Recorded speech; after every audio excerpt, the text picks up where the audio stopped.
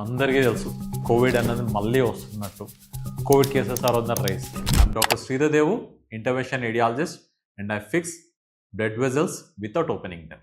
ఇప్పుడు కోవిడ్ గురించి నాలెడ్జ్ అన్నది ప్రతి ఒక్కరికి తెలుసు. కోవిడ్ వస్తే ఏం చేయాలి, ఎలా కాపాడుకోవాలి, ఇవన్నీ కూడా.